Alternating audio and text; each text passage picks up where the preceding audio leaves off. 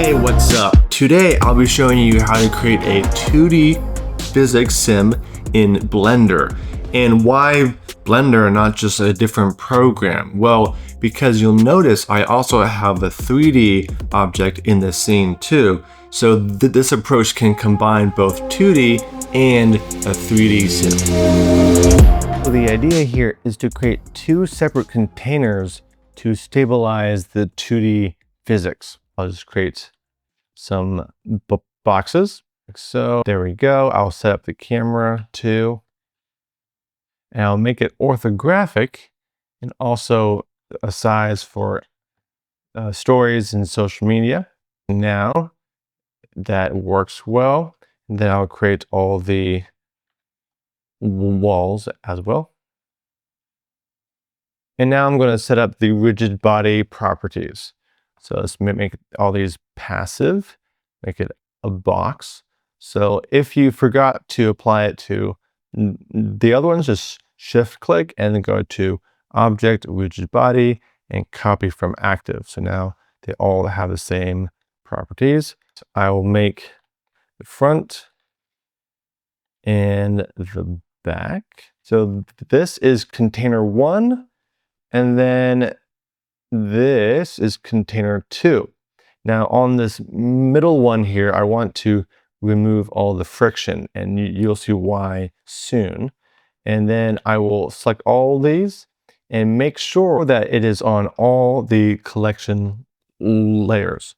So I'll hold shift and just drag like that. And then again, object, rigid body, copy from active. So they're now all on all the layers. I will select all these, move it to a group. I won't hide it, but I don't want to show it in the viewport. So I will hide that, and I will soon turn that off. So now I'll create our first 2D object, and it will be exactly 2 units wide. But then we can, of course, change the shape here. So let's do that. And then I'll create a rigid body, make this a box. Now it might get stuck. And if it does, let's just add just a smidge of padding on this edge here. So I'll just move it in just a smidge like that. You might notice that it has a little bit of a rotation. Now it stays pretty straight, as we can see, but it just has just a little bit, right? So then this is where the second container comes in. So I will add a plane and make this into a cylinder. I'll remove all the friction again, and I will make this like that and scale it down. Boom. And then I will add it somewhere in the middle of this object and put it into the second container. Now, when I press play, this will just drop all the way down, which is great. But I also want to make sure I remove all the mass from this, because I don't want this to affect our 2D object. So I will set it to 0, which it will set it to the minimum. And then I will, on our object, which I will rename to just object for now, and this as back plate. I'll add a rigid body constraint. That's all fine. I'll add our object and then our back plate. So great. So it will now stay in 2D space, which is fantastic. Look at that. And I set it to 0 because in case I did, like, let's say 50, it just has an effect on this object, which I don't want that. So I will set it to basically as light as a feather. Now I will add in our other objects that I had created. So I'll just paste these in. And these are simple objects. Again, let's hide that for now. So let's actually rename these. So I'll just call this text block large. Great, now let's add all the rigid body properties. So again, let's add that. Convex hull is great on all of these, that's fine. You don't need to mess with the friction or anything, just like normal. Great. So when I press play, it does its thing, which is great. But I do want to make sure that these are 2D because as you can see, there's a bit of shearing, it's not quite in 2D space. So let's fix that now. So I'm again going to create our backplate. Then I'm going to just place this here. Now here's where these layers come in. So this first backplate will be on layer 1, and the next ones will be on the other ones because I'm going to stack all these in that same container. So here, let's just add our constraint.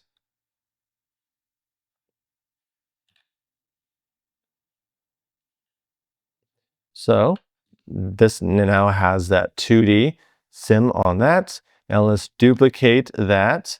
But watch this. These two are on the same layer, so it will just explode.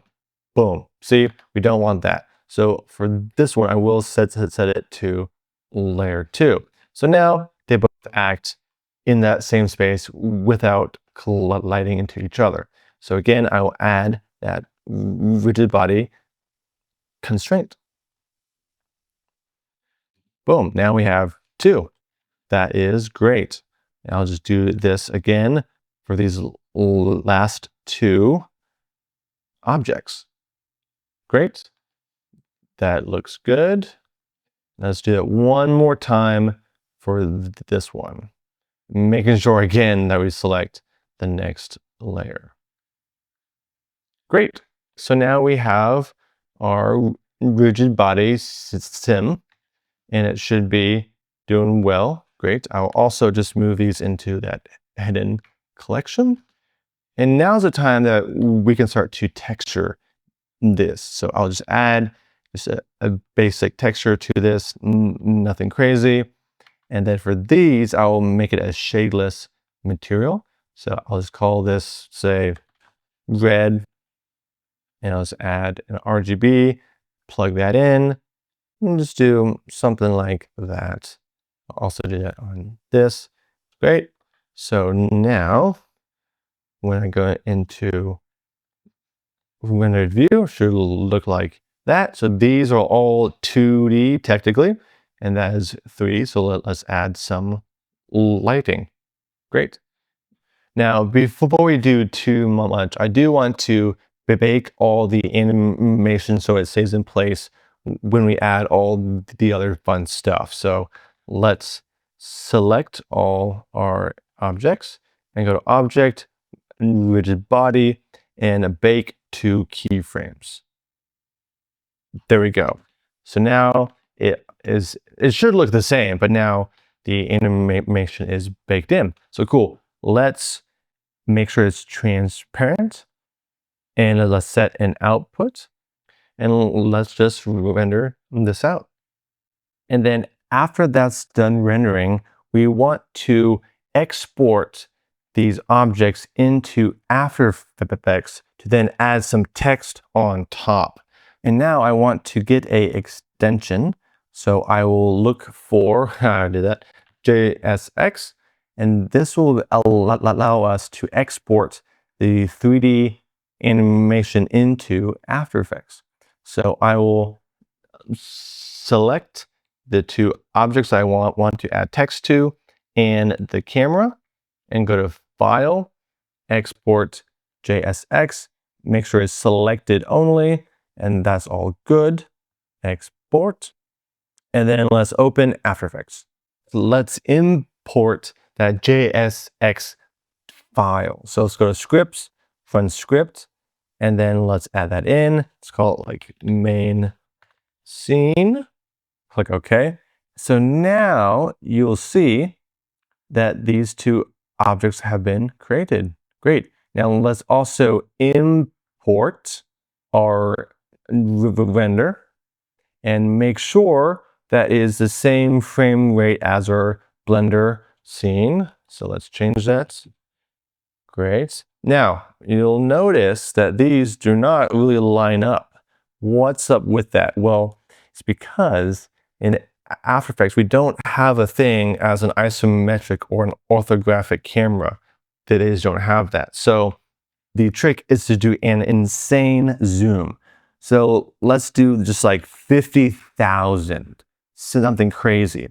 And then we do need to zoom out a bunch. So hold Shift and just keep cranking that all the way until these points go back to the origins of our objects.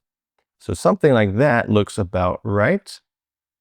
We need to create a null to follow these 3D objects. You could technically do this all in the 3D space, but I just prefer to make it clean and not mess with 3D text objects.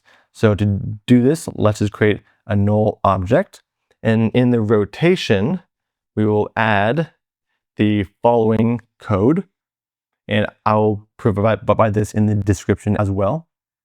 And all this does is it converts the 3D space rotation into just a 2D space, like so. So now this one should be copying the text box large. And we'll also add some code to the position as well. Great. So now this null has the same rotation and location, but is in a 2D space. So let's do the same thing with another null object. Great. Now we have 2 nulls that are in the 2D space. So now let's add some text here.